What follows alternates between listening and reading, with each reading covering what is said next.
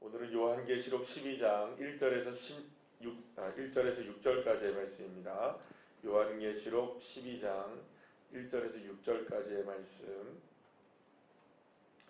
우리 함께 합독하시겠습니다. 하늘에 큰 이적이 보이니 해를 옷 입은 한 여자가 있는데 그 발 아래에는 달이 있고 그 머리에는 12별의 관을 서더라. 이 여자가 아이를 베어 해산하게 되매 아파서 애를 쓰며 부르짖더라. 하늘에 또 다른 이적이 보이니 보라, 한 큰 붉은 용이 있어 머리가 7이요 뿔이 10이라. 그 여러 머리에 7 왕관이 있는데 그 꼬리가 하늘의 별 3분의 1을 끌어다가 땅에 던지더라. 용이 해산하려는 여자 앞에서 그가 해산하면 그 아이를 삼키고자 하더니 여자가 아들을 낳으니 이는 장차 철장으로 만국을 다스릴 남자라. 그 아이를 하나님 앞과 그 보좌 앞으로 올려가더라. 그 여자가 광야로 도망하며 거기서 1260일 동안 그를 양육하기 위하여 하나님께서 예비하신 곳이 있더라. 아멘. 할렐루야. 오늘 본문은 7 나팔과 7 대접 심판 사이에서 사탄의 세력의 박해를 받으면서도 하나님의 보호하심과 승리가 예비되어 있다는 사실을 오늘 본문 말씀을 통해서 우리에게 밝혀주고 있는 것을 보게 됩니다. 특히 오늘 본문에서는 많은 이미지들이 또 함께 나오게 되는데 그 이미지들은 각각의 의미하는 바가 있는데 특히 이제 그 의미들이 사실상 이제 우리가 지금까지 이렇게 살펴보았던 것처럼 계시록에 나오는 많은 이미지들은 어디에서 이렇게 그 이미지가 함께 왔냐 하면 구약 성경에서 이미지가 다 온 겁니다. 그러니까 갑자기 계시록에서 뭐 있지도 않은 갑자기 뭐 어떤 이미지가 이렇게 나타난 것이 아니라 구약 성경에 있는 이미지들이 다시금 이제 새롭게 되어서 계시록을 통해서 마지막 날에 될 것들에 대한 예언을 통해서 이렇게 나타나게 된 바입니다. 그렇기 때문에 결국에는 이제 이 구약 성경에서 과연 이미 이런 이미지들이 어떤 의미를 갖고 있는가를 보게 되면 사실은 그런 내용들 자체가 그렇게 어렵지 않은 것을 우리가 보게 됩니다. 특히 오늘 본문에서는 여인과 용이 등장을 하죠. 그 여인의 모습도 나오고 용의 모습도 나오고 거기에 여인이 아이를 낳으려고 하고 용은 누구를 지금 잡으려고 합니까? 여인이 낳는 아이를 잡으려고 하고 또 그래서 그 여인은 아이와 함께 그 용의 권세를 피하고자 또 광야로 나가게 되고 뭐 이런 장면들이 계속 나오게 됩니다. 자, 그렇다면 과연 이런 여인과 그런 여인이 낳으려는 아들 그리고 또 이 용은 과연 어떤 의미들을 갖고 있는가라는 것을 우리가 살펴보도록 하겠습니다. 먼저 오늘 본문 1절에 보면 여인이 이제 그 어떤 모습으로 나오게 되냐면 해달 별들을 이제 거느리고 있고 머리에는 모두 12 면류관을 쓴 모습으로 나오게 되는 것을 오늘 보게 됩니다. 자, 그렇다면 구약에서 해와 달과 별은 무엇을 의미하는가? 그것은 특히 이제 하나님의 영광의 광대하심을 나타낼 때 쓰이는 이 말들이라고 볼 수가 있습니다. 특히 이제 유대인들이 쓰고 있는 이 성경 말고 다른 어떤 그 문헌들에 의하면은 해는 아브라함을 지칭하고요. 그리고 또 이 그 다른 이삭을 얘기하고 별은 다윗, 이 야곱을 이야기하는 것을 보게 됩니다. 그러니까 이렇게 그러니까 해와 달과 별들이 이렇게 같이 함께 나온다는 것은 다 이제 누구의 후손을 이야기하는 건가요? 아브라함의 후손을 이야기할 때 이 이미지들이 사용된 것을 보게 됩니다. 그러니까 결국에는 이 해달별을 이제 거느리고 있다고 하는 것은 어떤 의미를 갖고 있냐면 이 여인이 곧 어떤 그 모습을 거느리고 있느냐, 하나님과의 백성들과 관련해서 연결될 수 있다라는 것을 볼 수가 있게 되는 겁니다. 그리고 이제 별들이라는 것은 결국에는 이제 그 하나님의 아름다움을 나타내는데 이 면류관이 12면류관이죠. 면류관 말입니다. 그 면류관이 12면류관이라는 것은 12지파를 이야기할 수 있다는 겁니다. 그러니까 이런 것들을 전부 다 종합해 볼 때 어떤 의미를 갖고 있냐면 이것이 이제 구약의 신실한 하나님의 백성들을 이 여인이 상징하는 것이다라고 볼 수가 있다는 것입니다. 그렇다면 여인이 낳는 아들은 누구인가라는 것이죠. 오늘 본문 5절에 여러분들 보시면 장차 철장으로 만국을 다스릴 무엇이라고 나옵니까? 남자라고 이 아이를 설명하고 있는 것을 보게 되는데요. 이것은 시편 2편 7절에서 9절 말씀과 정확하게 일치하는 말씀입니다. 나중에 여러분 꼭 한번 찾아보시길 바라는데요.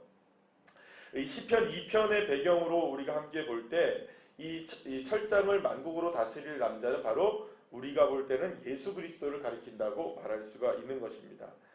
또한 이 여인이 해산의 고통을 당하는 것은 이사야 26장과 66장의 배경으로 나오게 되는 것을 보게 되는데 이 메시아의 탄생을 의미하는 것이라고 볼 수 있습니다. 결국 여자는 새로운 이스라엘의 성취로 이제 등장하는 것이고 그것은 바로 신약과 구약의 모든 백성들을 이루는 교회 공동체를 통하여서 누가 우리를 다스리게 된다는 것을 의미하는 겁니까? 예수 그리스도께서 다스리신다. 그러니까 예수님이 다스리시는 모든 성도들을 의미하는 것이 여인과 이 낳은 아들을 이야기한다고 볼 수가 있습니다.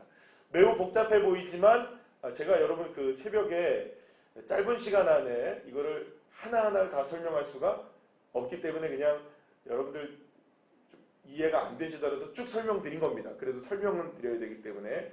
그러나 중요하게 여러분들 생각해야 되는 건 뭐냐면 이 여인과 여인이 낳은 아들은 신구약의 모든 성도들의 공동체를 다스리시는 누구라는 겁니까? 예수 그리스도를 상징한다 이렇게 볼 수가 있다는 겁니다. 자, 그렇다면 이제 우리가 여인과 낳은 아들이 어떤 존재인지를 우리가 알게 됐는데 그러면 그 여인과 아들을 공격하려고 하는 용은 도대체 어떤 존재인가? 이제 용은 여인과 이제 비교되는 모습으로 등장하게 되는데요. 용은 특히 이제 구약에서 어떤 세력을 지칭을 많이 하게 되냐면 여러분들이 잘 아시는 지금까지 이제 쭉 많이 나왔었는데요. 그 애굽에 관한 내용들을 이 용으로 지칭될 때가 많이 있습니다. 그래서 사실은 지금까지 이제 여러분들 많이 이제 뭐 어떤 그 심판의 내용들이 나올 때 굉장히 많은 내용들이 어디서 이제 차용을 해왔습니까? 그 10가지의 출애굽기에 할 때의 재앙을 통해서 우리가 많이 나왔죠. 그래서 이제 용이라는 개념이 바로 이제 그 볼 때에 애굽을 가리키고 특히 이제 이 애굽 중에서 누구를 가리키냐면 바로를 가리킬 때 이제 용을 많이 사용하게 되는 것을 보게 됩니다. 이거는 뭐 시편 74편, 이사야 51편, 에스겔 29장과 32장 같은 데 보면은 이러한 내용들을 우리가 확인할 수가 있게 됩니다. 그런데 이제 그 계시록에서는 이 출애굽의 이미지를 우리가 많이 사용한 것을 보게 될 때에 결국에는 이 그 애굽을 지칭한다는 말은 무엇을 의미하는 것인가라는 것을 보게 되면 결국에는 하나님을 대적하고 교회와 성도들을 계속해서 괴롭히는 악한 세력을 이야기하는 것이라고 볼 수가 있다는 것입니다. 그래서 이 오늘 본문에 보면은 그래서 이제 이 용의 꼬리가 한번 이렇게 딱 해가지고 별들의 3분의 1을 끌어다가 땅에다 던져버리죠. 이런 장면이 오늘 나옵니까? 안 나옵니까? 4절 말씀이면 3절과 4절 말씀이면 그런 내용이 이제 나오게 되는데요. 그러니까 이제 이것은 무슨 의미를 갖고 있냐면 결국에는 이 사탄의 세력이 얼마나 강력한가 성도들을 그토록 어렵게 만들고 힘들게 만들 수 있다는 것을 우리에게 보여주고 있다는 것입니다. 그런데 여기서 보면은 용은 용이 이제 그 공격을 하잖아요.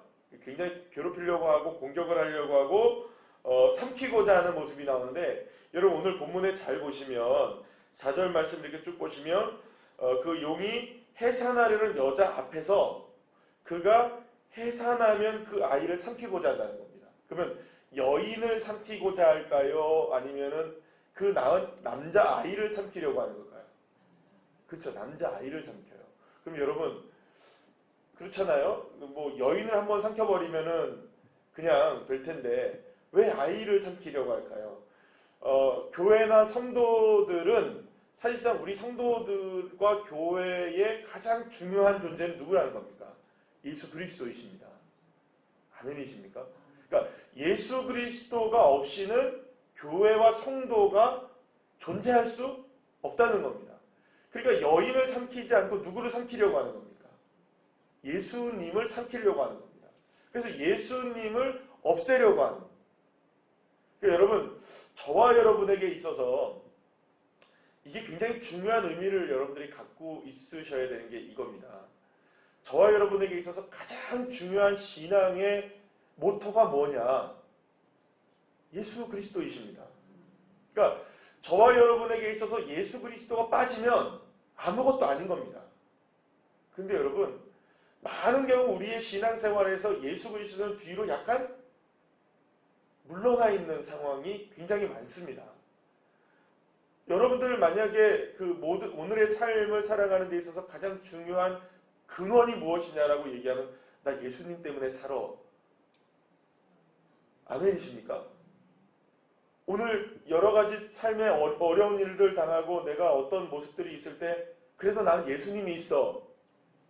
이러면 이분은 괜찮은 겁니다. 그런데 우리가 그런 어떤 상황들을 당하게 될 때 예수님은 언제 어느 순간에선가 뒤로 이렇게 슬쩍 물러나게 됩니다. 약간 감춰지게 되고 무엇이 앞섭니까? 내 생각이 앞서게 되고 내 경험이 앞서게 되고 내 주변에 있는 사람들의 말이 앞서게 됩니다. 그럴 때 사실은 이게 문제가 심각해지는 거예요. 아무렇지도 않게 한 번씩 이렇게 제쳐지는 예수님이 순위에서 물러날 때 그때 사실은 우리가 신앙의 위기가 오게 되는 겁니다. 그러니까 정말로 여러분들 저와 여러분에게 있어서 가장 중요한 분이 예수님이라고 고백할 수 있다면 그분은 환난 속에서도 당연히 일어나게 됩니다. 문제 속에서도 당연히 회복됩니다. 그런데 우리가 어떤 문제에 자꾸 봉착되어지고 어떤 문제에 자주 넘어지게 되고 어떤 문제에 자주 우리가 회복되지 못하는 부분들이 일어난다면 반드시 점검해야 되는 게 뭐냐?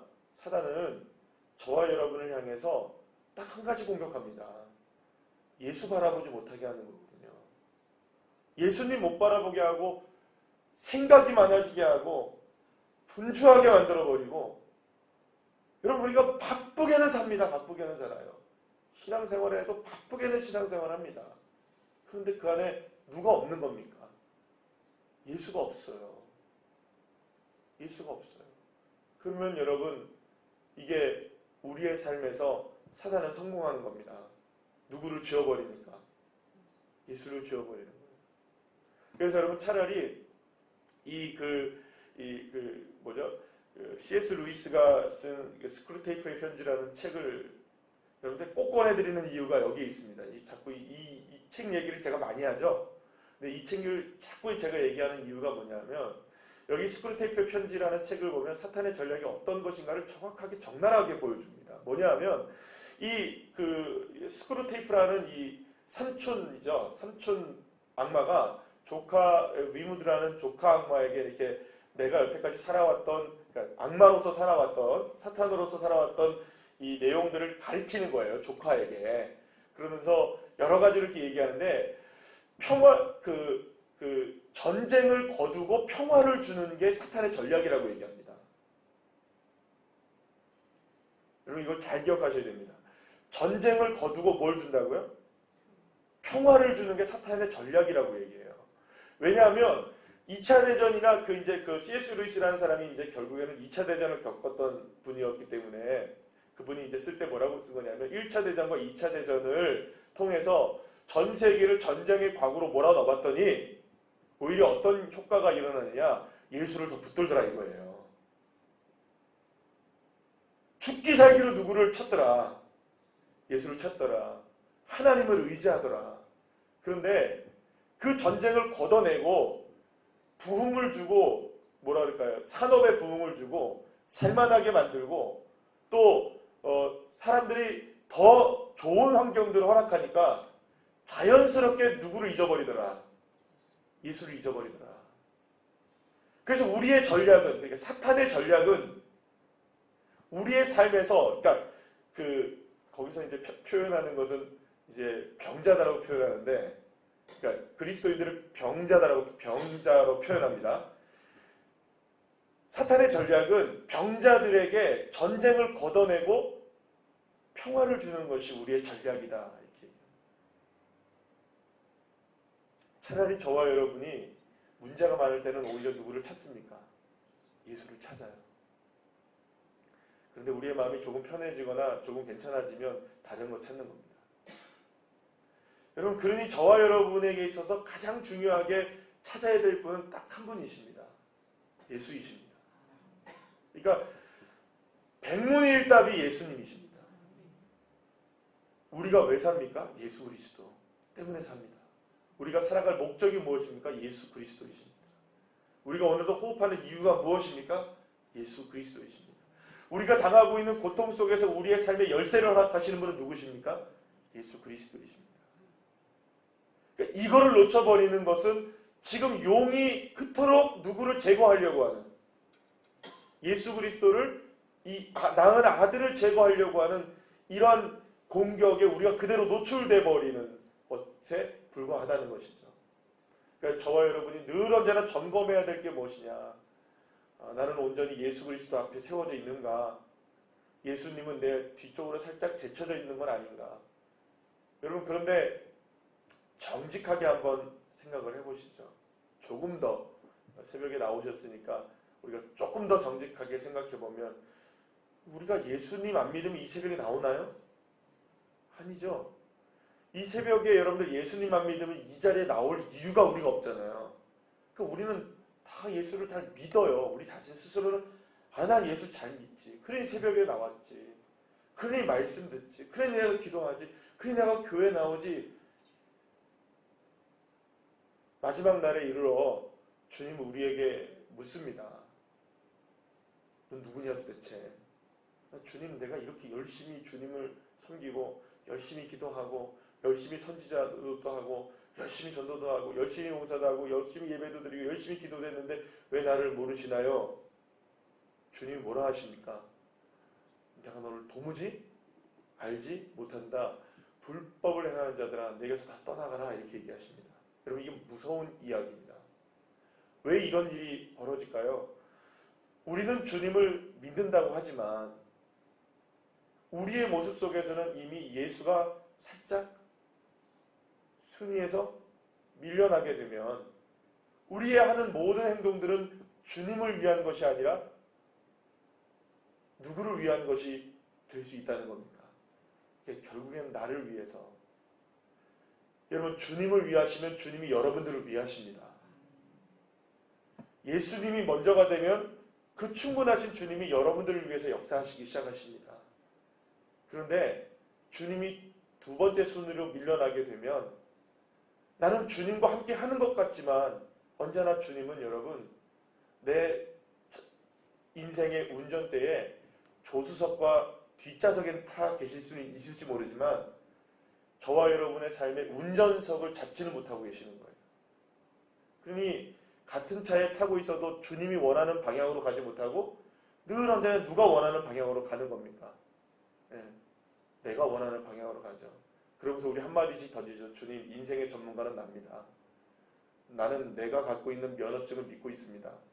내가 이 자동차를 구입했잖아요. 내 몸은, 내 인생은 나의 것 아닙니까? 그러니 주님은 그냥 내 안에 머물러 계시는 것으로 만족하세요. 이것과 똑같은 거예요. 사랑하는 여러분, 용이 아이를 겨냥하고 있다는 사실을 결코 잊어서는 안 됩니다. 사탄은 저와 여러분을 공격할 때 저와 여러분의 삶에 어떻게 해서든 누구를 빼내려고 하는 걸까요? 예수를 제거하려고 합니다. 설교도 마찬가지고요. 신앙도 마찬가지, 교회도 마찬가지입니다. 설교에서도 모르겠습니다만 예수가 빠지면 그거는 안고 없는 찐빵과 똑같습니다. 예수가 사라져 있는 선포에 사라져 있는 설교는 그 어떤 설교를 할지라도 그거는 사실은 선포라고 볼 수 없는 이유가 여기에 있는 겁니다. 믿습니까? 그러니까 여러분, 수많은 이야기들이 나오고 어떤 모습들이 나온다 해도 예수 선포하는 그 설교는 뭐 그 어떤 것을 막론하고 다 선한 주님의 말씀입니다. 믿습니까? 교회도 마찬가지입니다. 예수가 빠지면 그 교회에 그 아무것도 아닌 것입니다. 결국에는 저와 여러분의 교회나 교회도 마찬가지예요. 교회도 자꾸 무엇을 제거하려고 할까요? 희한하죠. 예수의 흔적을 지우려고 해요. 교회도 예수의 흔적을 지우려고 하는 모습들이 얼마나 많은지 몰라요. 결국엔 교회도 끝까지 예수로 충분합니다라고 고백하면 주님이 역사하실 줄 믿습니다. 이것을 제쳐놓고 다른 것들 이게 아닌 거예요. 교회도 설교도 목사도 성도도 모든 것들도 다 예수이십니다. 그래서 그 예수를 제거하려고 하는 그 모습들, 특히 여기 여러분들 오늘 보게 되면 여기 하나만 더 얘기하면 1260일 동안이란 나오죠. 이게 이제 보게 되면 계시록 11장에 이미 나오게 되는데 성전 밖에서 마당의 이방인들에 의해서 42달 동안 버려지게 되는 모습들이 나오게 되죠. 성도들이 일정한 기간 동안 고통을 받게 되는 이야기들이 나옵니다. 그러니까 결국에는 뭐냐 하면 우리가 당하는 모든 환난과 여러 가지 어려움들 속에서 우리가 지금 살아가고 있는데 지금 사실은 1260일 동안 우리가 고통을 당하고 있는 것과 마찬가지거든요. 다니엘서는 한때 두때 반때 이렇게 나오게 됩니다. 그래서 사실 이렇게 고통을 당하고 있는 데가 이 지금의 시대를 얘기하는데요. 이 시대에 있어서 공격은 뭐냐? 사실상 가장 큰 환난은 어떤 건 줄 아십니까, 여러분? 가장 큰 고통은 실제적으로 가장 우리가 영적으로 볼 때, 영적으로 볼 때 가장 큰 환난은 우리의 육체적인 환난이 아닙니다. 예수를 지우려고 하는 그 환난입니다. 이것과 싸우셔야 합니다. 예수님이 우리의 삶에서 을 지워내려고 하는 것이 가장 큰 영적인 환난입니다, 여러분. 누가 요즘 여러분 생각해 보세요. 누가 요즘 여러분 하나님이 대단하시구나. 누가 요즘 여러분 예수님이 전부야 이런 얘기 하고 살아가는 사람들을 쉽게 보십니까, 여러분? 그럼에도 불구하고 저와 여러분은 이렇게 고백할 수 있어야 됩니다. 하나님이 최고이십니다. 예수님이 최고입니다. 이 믿음 고백하며 살아가는 것을 여러분 환난을 이겨내는 것이라고 여러분들 여기셔야 합니다. 이게 환난이라는 것. 다시 한번 말씀드립니다만 전쟁을 걷어내고 평화를 주는 것이 사탄의 전략이라는 것. 우리가 어떤 상황에서든지 예수를 잃어버리게 만들려고 하는 겁니다. 그래서 우리의 삶 속에서 절대로 지워져서는 안 되는 그분, 그 예수 그리스도, 그분을 붙들고 오늘도 승리하는 주의 자녀들 되시기를 간절히 축원합니다. 기도하겠습니다.